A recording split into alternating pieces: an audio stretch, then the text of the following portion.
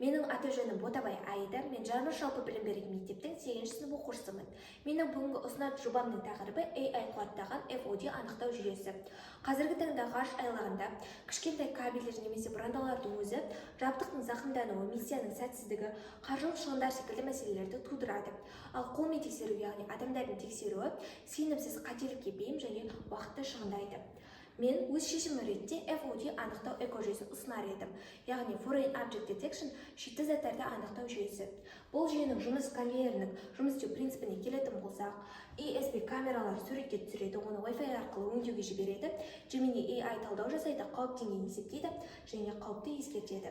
Технологиялық стекке келетін болсақ, жүйе ESP камера модульдері Wi-Fi желісі және қуат көзімен жабдықталған.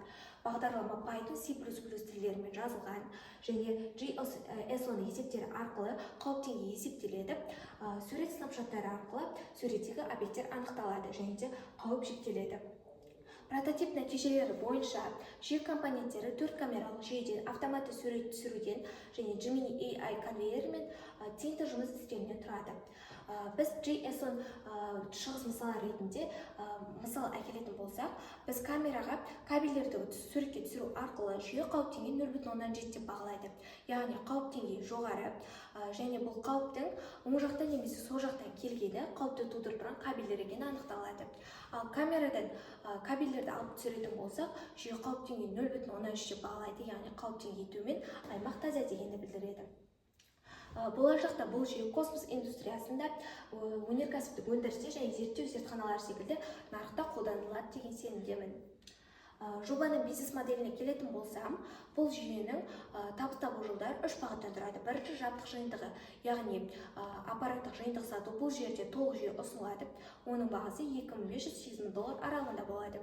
Екінші SaaS платформасы. Бұл жерде AI талдау бақылау тақтасы және ескерту жүйесі бар. Оның бағасы айына $299 құрайды. Үшінші интеграция қызметтері, яғни бұл тұтынушы талаптары, жүйе интеграциясы, техникалық қолдау секілді факторларды қамтамасыз етеді. Оның бағасы $5000-$20000 аралығында болады. Нарыққа шығу стратегиясы бойынша 2025 жылдың басында пилот жобаларды жүргізген болатынмын. Ал осы жылдың ортасында Есенов университеті бұл жобаны қолдауға және оны әрі қарай жетілдіруге қызығушылық танытып, ресми серіктестікке дайын екенін білдірді. Ал 2026 жылы бұдан әрі толық масштабты кеңейту жоспарлап отырмын. Бұл жобаны неге таңдау керек?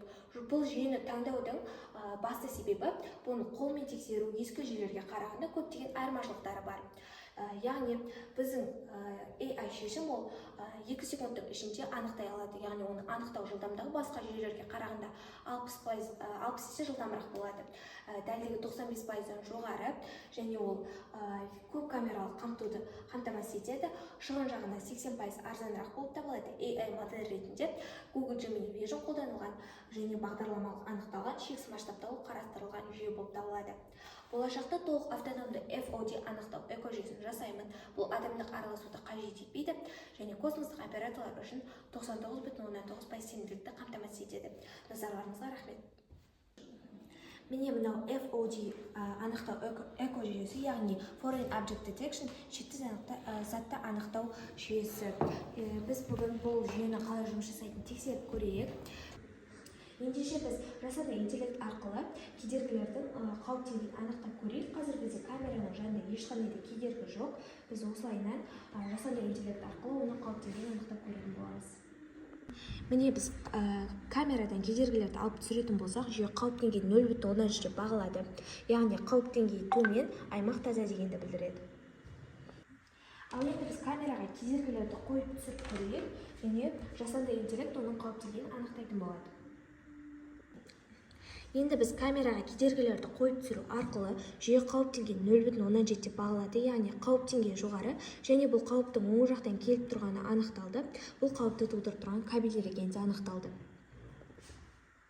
Осылайша мен осы жүйе арқылы және бұндағы жасанды интеллект арқылы кедергілердің тудырып тұрған қауіп деңгейін анықтадым.